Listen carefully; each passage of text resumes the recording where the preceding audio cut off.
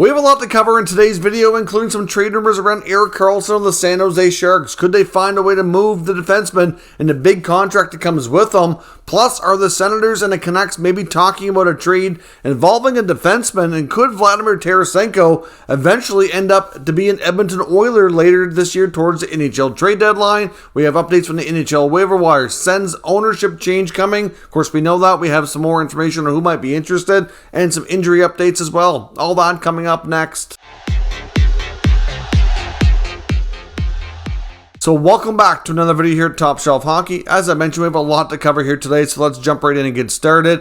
Quick update from the NHL waiver wire. The Islanders had forward Nikita Soshnikov on waivers. He did clear. Nobody picked him up, and he has been assigned to their American Hockey League affiliate at Bridgeport. So we'll see if he gets another opportunity. There wasn't much going on with his brief stint in a few games here recently. Now, of course, we also got updates today on another group that's very interested in purchasing the Ottawa Senators. It seems like we could possibly end up in a situation where multiple groups are bidding on this, kind of driving the price upwards. We'll see. It's believed around U.S. Thanksgiving, which isn't all that far away, that the ownership situation should be becoming a little bit more clear, that the interested parties will be a little bit, things will be much more formal, and that it shouldn't be too long after that before we know who the new owners are going to be. Hopefully everything closes and in place sometime early in the new year so they can kind of take over the bidding process and the whole process to get the new arena at LeBreton Flats in Ottawa. The latest group that's been talked about here by Bruce Garriock of the Ottawa Sun include two guys that appear to be working together here that are both pretty successful in their own right. We have Toronto-based billionaire Michael Andlauer, who is obviously has his hand in a variety of things, but owning the Hamilton Bulldogs, who's obviously a very successful franchise in the OHL and the Canadian Junior League. Seems to be teaming up with the owner of the Oshawa Generals, who's Rocco Tullio. Now, of course, he's actually a real estate developer based out of Windsor. So both these guys are Ontario-based guys, very successful in their own right. One being a billionaire, one being a real estate developer. Seems like a pretty good tandem, if you ask me. Like I said, there's lots of other interested parties as well. Groups are forming. Should be a very interesting situation here, but I know many people are very curious about this, and it shouldn't take too long. We should have a more clear situation on how this is going to go in a few weeks' time.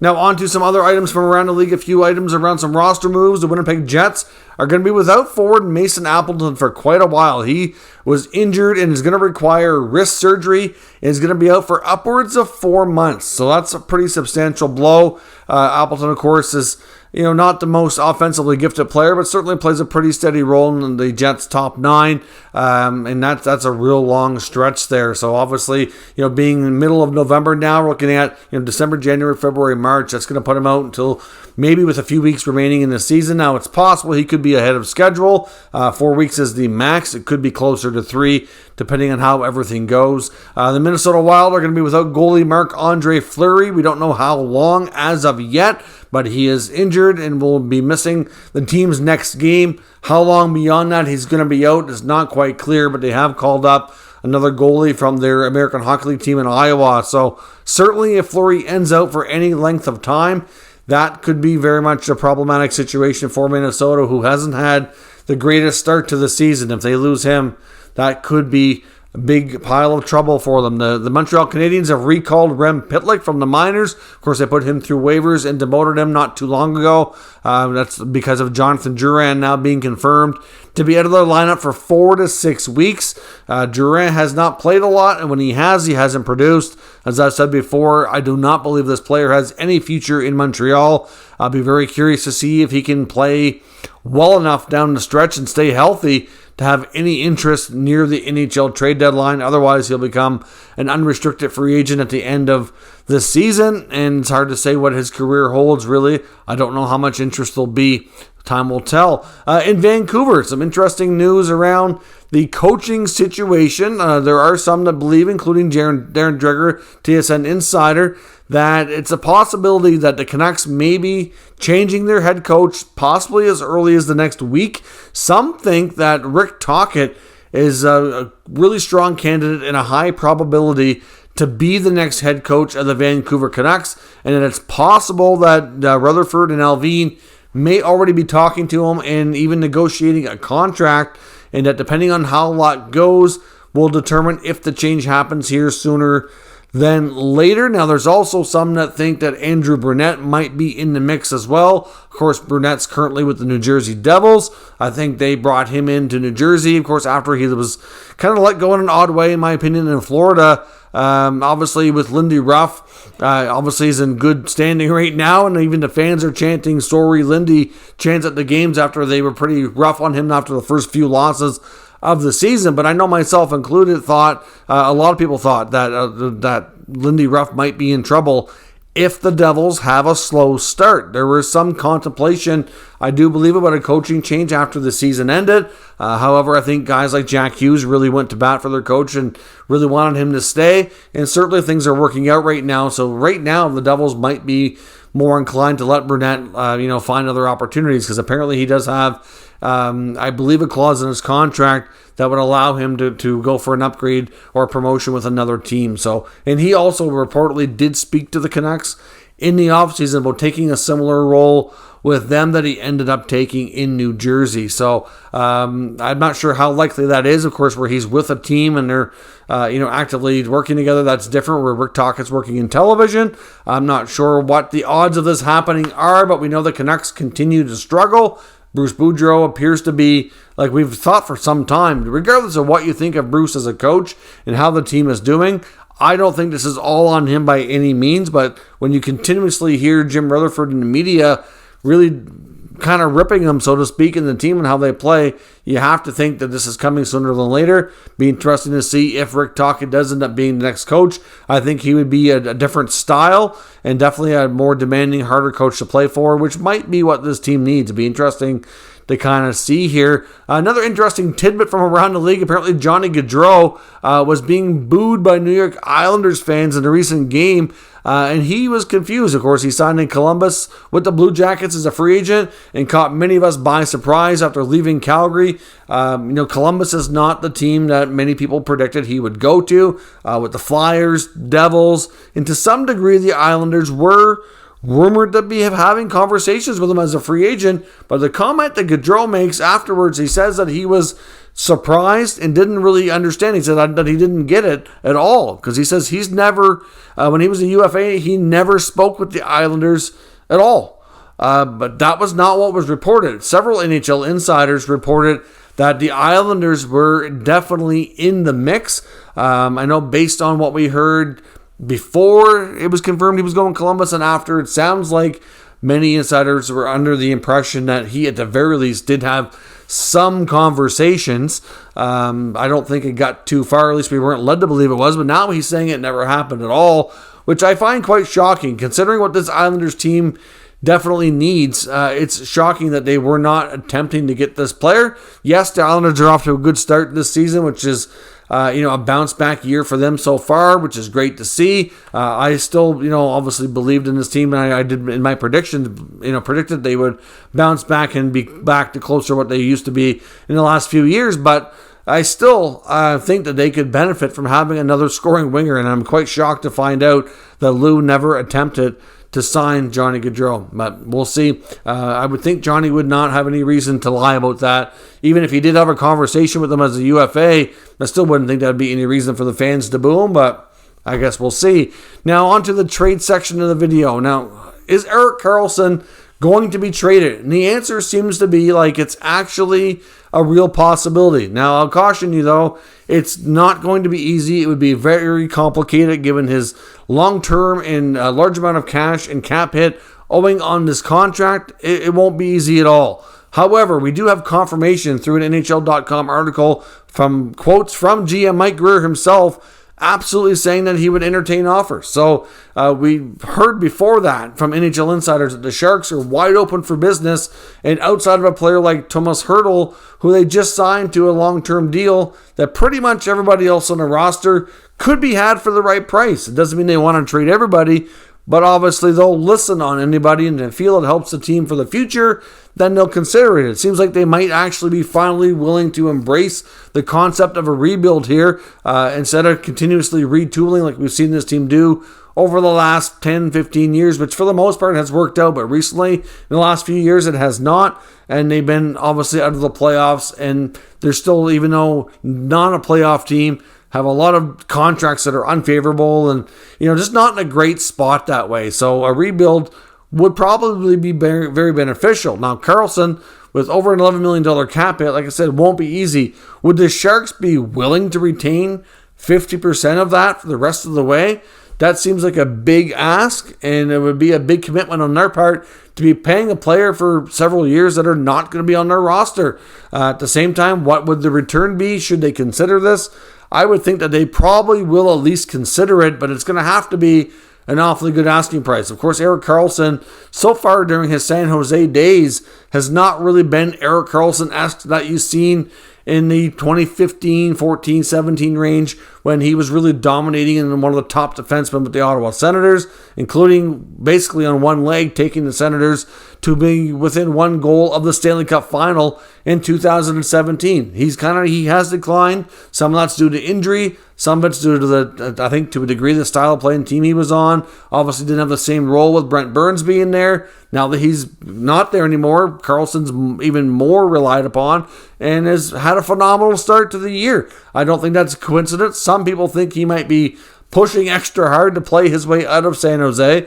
There's a lot of Senators fans I see talking on social media about should they try to bring back their former captain. And to be honest, as much as it's fun to think about and as much as it's would be quite a reunion, I don't know that there's really a fit there anymore. The Senators definitely need help on defense, but they have guys that are good skaters, move the puck and all that. And I'm not sure if Erik Karlsson in his early 30s with the cap hit he brings would really be what they need. Now, like I said, it's a fun thought, and I'm not saying he couldn't help the team, but to get Karlsson even at 50% would require them probably making another big sacrifice. Short term, they could probably figure it out to not move much off the roster, but long term, they still have to do contract extensions for guys like Alex DeBrincat and Artem Zub, and there's a good chance now that one of those guys is not going to be able to be signed. So it's tough, right? I just don't know that the fit is there. Now, if the situation was different and they could sign him as a UFA for a cheaper price, maybe. But, it's just, I don't know if it's time. But the fact of the matter is, Karlsson is 100% available for the right price.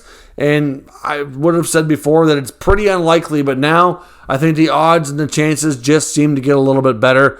So we'll see. I know Jeff Merrick and Elliot Friedman on the Jeff Merrick show today were even musing over the idea of a return to Ottawa. But like I said, I don't know. I think it's a bit of a pipe dream myself. But sticking with Ottawa and the theme of defense, we do know Pierre Dorion is scouring for defensive help. Now, there's another story here that kind of connects the dots and links back to Ottawa if what some people think turns out to be true. Now, Dave Pagnotta, insider with thefourthperiod.com, is reporting that the Vancouver Canucks have been actively trying to move Oliver Ekman-Larsson. We know the Canucks have contracts that Jim Rutherford and Patrick Allvin are not fond of, and we've heard Rutherford say in the media numerous times that they'd like to find more cap flexibility and that they'd like to move out some of the contracts to give themselves that.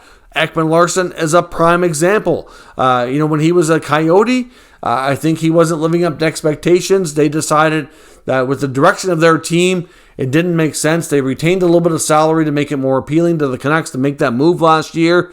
But now a lot of Canucks fans, I think, would say and agree with the fact that trade was not good for them in a variety of ways. But certainly the Ekman-Larsson contract does not look good even with what's retained.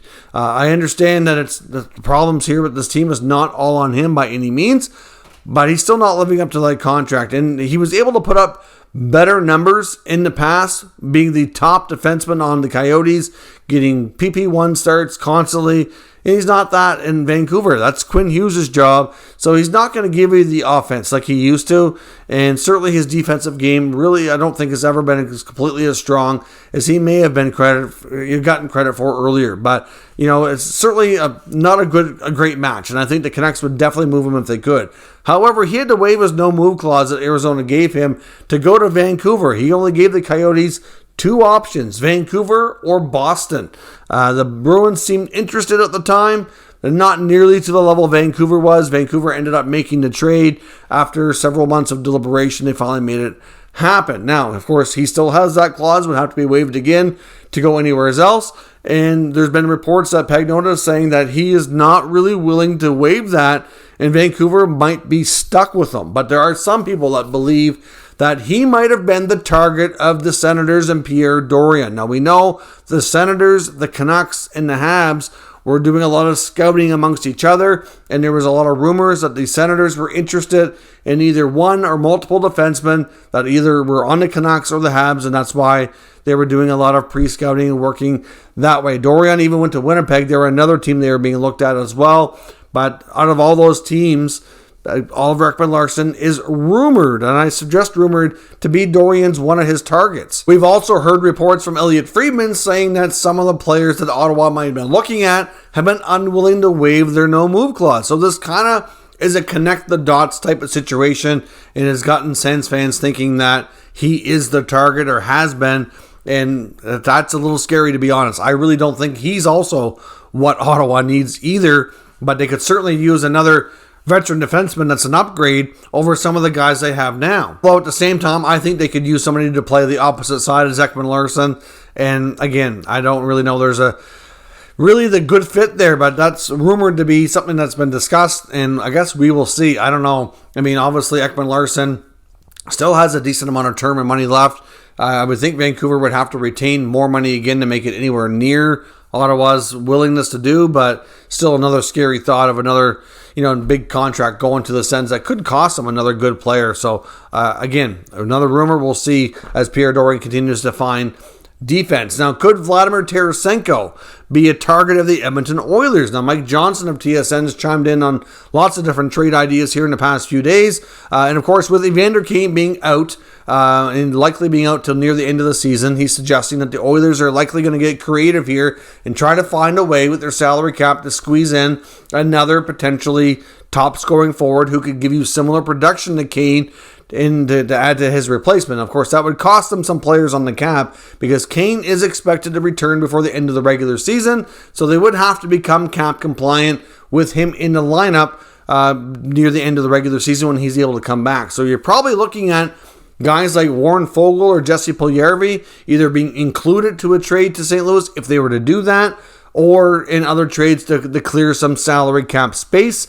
I would think if the Oilers were to make that kind of move, that we're probably looking at a high draft pick involved, and we're probably looking at some other younger assets that might be interesting to the St. Louis Blues. Maybe we're looking at Tyler Benson. Maybe we're looking at Xavier Bourgault. Maybe we're looking at Raphael Lavoie. I'm not sure what kind of prospects they'd want exactly. Maybe Philip Broberg would be interesting to them. I don't know that the Oilers would be willing to move it, some of those guys, but those are likely the conversations that would be taking place. Now, I would suspect that Tarasenko himself, who would have control over where he goes based on his contract as well, I don't know what his willingness to go to Edmonton would be. It may or may not. There's been some rumors that Calgary should be going after him as well. So it wouldn't be shocking to find out that both teams in the Battle of Alberta and, hopefully teams that are hoping to battle for the Pacific Division lead or in top 3 spots could be battling out for this player to maybe add to their rosters later into the season. So time will tell. Tarasenko in St. Louis are having a tough time. It is quite possible with him being a pending unrestricted free agent and a player who's been requesting a trade for close to, I think, a year and a half now, that it's never happened, that, it's quite a possibility that he may very well want to finish out somewhere else if the Blues aren't going to be making the playoffs. Now, I would think that Tarasenko is more than likely not really considering re-signing with St. Louis. We talked about Ryan O'Reilly yesterday being a potential player on the move as well. Also another tough decision Armstrong, the GM in St. Louis, has to make, given the fact that he's also a pending UFA. These guys have been longtime Blues and had some great success there but it might be time for a refresh and rechange of the roster to move forward here after this year. So we'll see what happens. He could be a great replacement in Edmonton if they indeed want to go down that road. So let me know your thoughts on something discussed here today down in the comments. We'll discuss further. If you're new to the channel, of course, make sure you subscribe and stick around. We'll keep you up to date with the latest news, rumors, and analysis of all 32 NHL teams. Thank you for watching, and I'll catch you next time.